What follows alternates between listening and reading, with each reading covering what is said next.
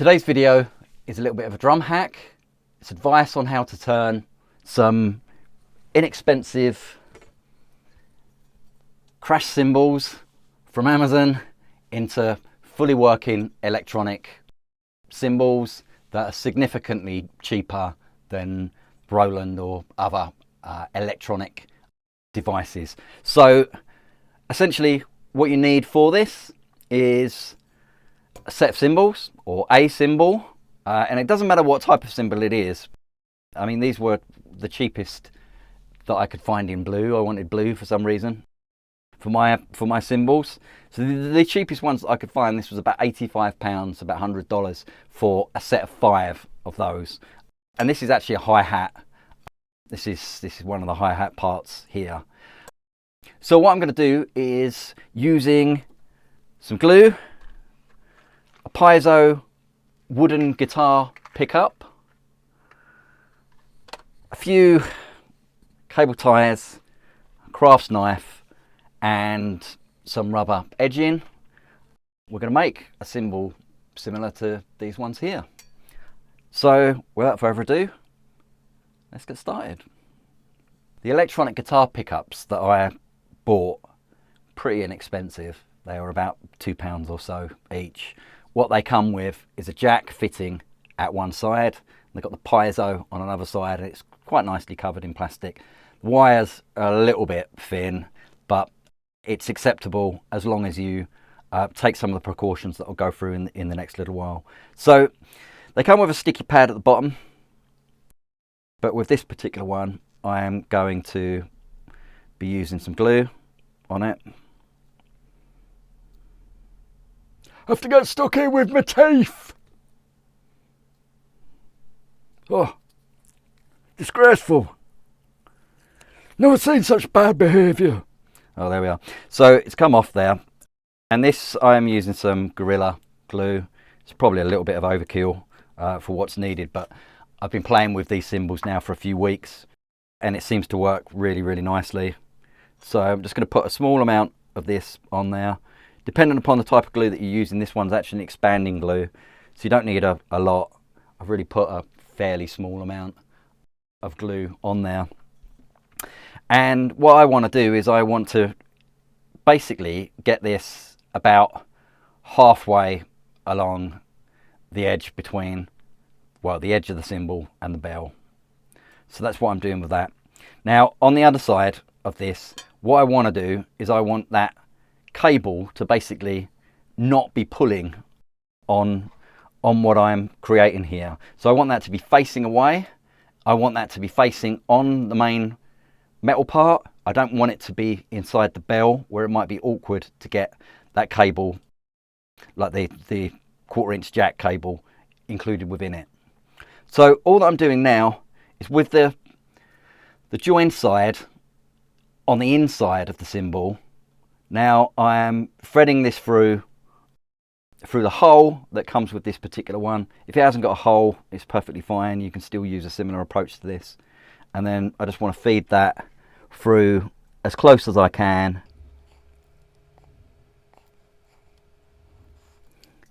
So I've got that where there's a section before this kind of rim element. I've basically fed it through there at 2 of the points that are the closest to that particular edge. That just keeps it nice and tight. And now, I mean, you can glue these in if you want, but I figured that this will probably be suitable for me, and I've not had any problems with this at all. With the guitar pickups that I've purchased, I get this little attachment on there, which is a little bit of a clip, and that you can place anywhere on the bottom, and you can basically move your cables off of that to ensure that they're kind of locked down. That's a really good method for keeping them in place.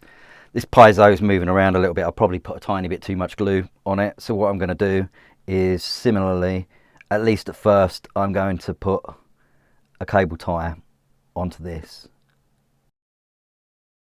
Having the join side underneath the cymbal. Can probably get that a little closer. There we are. So that one's really quite nice and tight. It's a little bit fucking fiddly. It's right chuffing fiddly. So just feeding the second one through. So as you can see, that's now secured in. I put a couple of these cable ties on either side of it to basically hold it in place, at least when the glue's set in. So that's kind of the main part of the cymbal, and that will now work. But what you would get is a lot of vibrations and the potential for green. Now I've actually found the least good that a cymbal is, kind of the cheapest, the cymbal that you buy, probably it will have fewer vibrations that are going through it. This one here, let's have a quick go at this. I mean, there's a lot of vibrations, but it doesn't vibrate in the same way that a really good quality cymbal would vibrate. And that's probably useful because that will in itself minimize some of the vibrations that are going through the metal there. But what I'm going to do with this one now is to put a rubber band around the outside of it. And the intent with that is basically to deaden the vibrations that come from it. And this system works brilliantly well for doing that. So first of all, we need to gauge the size of the rubber that we want to use for it. So just quickly kind of placing this around to get a bit of a glue. Glue's just gone for a Burton. So what we want to do is we want this facing upwards on the cymbal. So the natural bend of the rubber is basically forcing against the bend on the edge of the cymbal. We want to press it in so we get a good estimation of the size. Now, what we can see here is a bit of a crossover point, and at that point, that's basically where I'm going to cut this rubber. So that goes at a bit of an angle. It's probably about a 45-degree angle, maybe slightly less, maybe 30 degrees.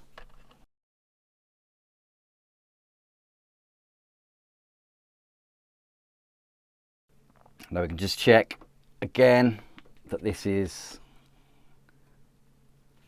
the right size. To be honest, it doesn't matter if it doesn't join up 100%. Completely over-egged this.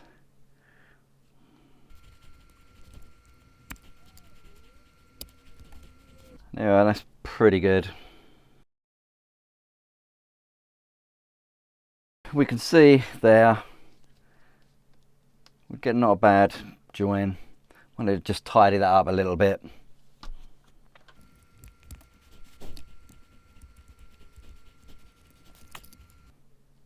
So now that I've got a decent edge, and obviously you can get it as perfect as you want on there, but essentially it doesn't really matter. I mean, that's mainly just for the aesthetics of it. As long as you're covering 3/4 of the circumference of the cymbal, you're going to find that it's going to work perfectly acceptably. So for me, the next phase, I put a bit of glue down this strip. You don't have to glue it, you can just cable tie these, but I like to use a bit of glue.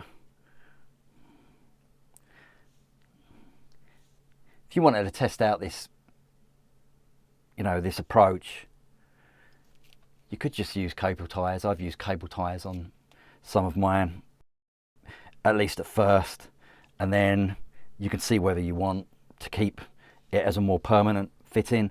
I mean, if you're buying very cheap cymbals specifically for this, you're probably fine to glue it straight away.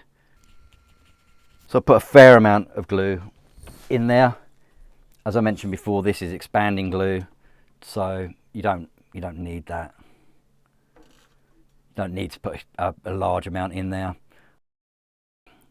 Really, if you wanted to glue just the ends, that will probably be sufficient. I like to use a little bit more because I want to get it, as I say, permanent.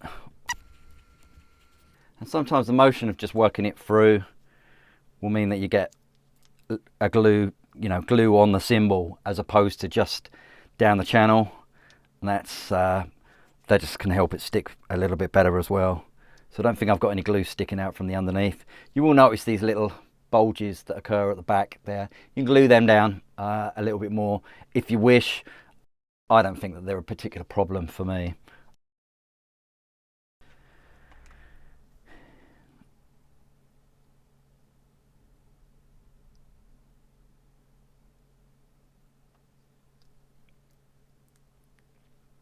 So again, at least at first, I'm using cable ties to tie in the rubber. And that's it. That's how the cymbal looks. You can remove these cable ties after the glue is set, should you wish. I'm just going to cut these back. Basically cut off that excess. Now, we've got a pretty working cymbal that we can use on an electronic kit. So I think without further ado, let's put this on. I mean, ideally you want to leave this overnight, but if you're like me, you're probably going to want to start playing with it immediately. You can do that as long as you've tied everything in nice and tight. However, definitely best if you leave them overnight to set. Different manufacturers will require different curing times for the glue. Please read the instructions. And then, so this bland thing, put it to one side now. So in significantly less than 15 minutes, I've now got a new electronic cymbal for much cheaper than it would be to buy a Roland model. And obviously with these, I mean, I've got a 20 and I've got an 18 that are here. I've also got another 16, and you can't get electronic cymbals, or it's they're very expensive if you want electronic cymbals that are similar sizes to that. I think these look pretty decent. I enjoy playing with larger cymbals, especially as I'm using this as a second ride cymbal for my left hand.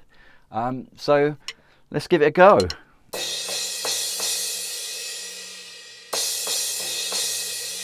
So let's have a quick go on it.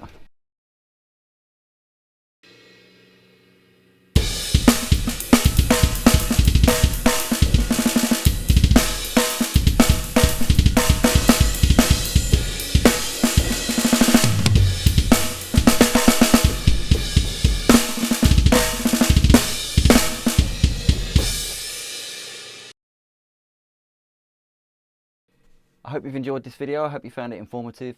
If you have, you might like some of my other videos where I'm hitting the drums a little bit. If you do, like and subscribe, please. And thanks for watching. Cheers. Bye-bye.